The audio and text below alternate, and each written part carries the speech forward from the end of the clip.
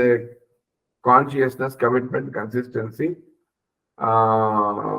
Then integrity and ethics, இந்த வாழ்த்துக்கிறோம் சொன்னா நமக்கு ஒரு சில விஷயங்கள் தேவைப்படும். அது என்ன அப்படின்னா, முதலாவது வந்து பார்க்கும்போது லாயல்டி. ஐ மீன் அந்த ஒரு லாயல்னா நம்ம வந்து இருக்கணும்ன்ற அந்த ஒரு விஷயம். லாயல்னா உங்களுக்கு வந்து ஒரு குறிப்பிட்ட, அப்போ அந்த லாயல்டி, அந்த நம்பகத்தன்மை அப்படிங்கிறது வந்து ரொம்ப இம்பார்ட்டன்ட். நம்ம நம்பி நமக்கு நம்பதான் சார் தெரியும். we know only to believe. மக்களை நம்புவது என்பது தவறு இல்லை, நம்புறதுதான் நமக்கு தெரியும். ஓகே, பல தடவை நம்ம என்ன சார், நான் தான் பல தடவை வந்து நம்ம டியூ டெலிஜென்ஸ் பண்ணாலும் செஞ்சாலும் நம்ம நம்புறோம். ஒரு கட்டத்துக்கு நம்பிதானே சார் ஆகணும். ஓ, நான் இந்த ரிக்ளைனர் மேல இப்ப உட்கார்ந்துருக்கேன். இந்த ரிக்ளைனர் பண்ண இந்த கம்பெனி வந்து நல்லா பண்ணிருக்காங்க, நான் நம்பிதானே உட்கார முடியும். இப்ப இந்த ரிக்ளைனர் இப்படி அப்படி இதனுடைய மெக்கானிசம் யோசிச்சுட்டு இருக்க முடியுமா?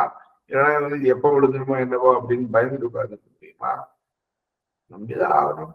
நம்புறோம், நம்புறதுதான் நமக்கு தெரியும். அதுக்கு மேல இன்னொரு விஷயம் சிம்பிளா சொல்லணும்னா, நம்ம யாருன்னு மத்தவங்க சொல்லி உலகத்துக்கு தெரிய வேண்டிய அவசியமே இல்லை. சத்தியமா நீங்க நல்லா நோட் பண்ணுங்க.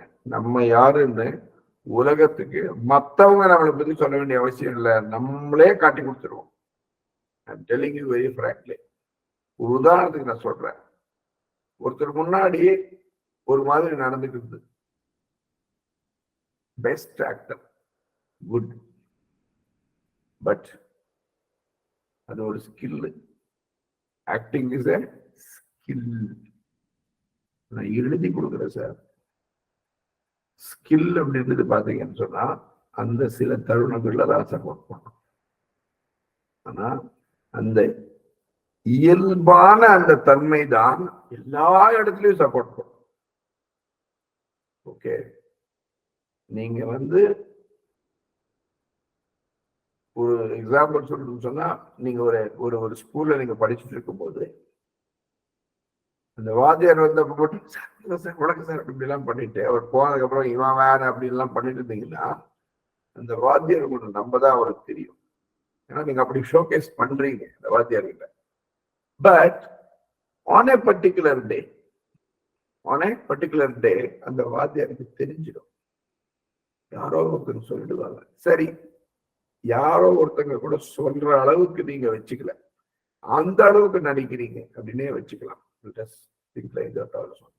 பயங்கரமா நடிக்கிறீங்க.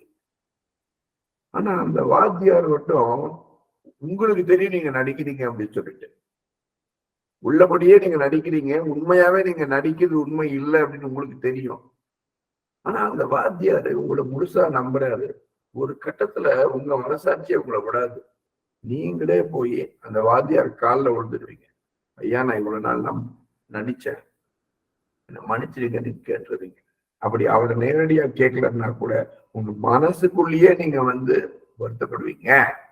இப்படிப்பட்ட ஒரு நல்ல மனுஷனை, இவ்வளவு நம்பின மனுஷனை நான் இவ்வளவு நாள் ஏமாத்திட்டேனே அப்படின்னு நீங்க சத்தியமா ஃபீல் பண்ணுவீங்க. அவர் நம்புறாரு இல்லையா? சொல்றது புரிஞ்சிருந்தா அதுதான்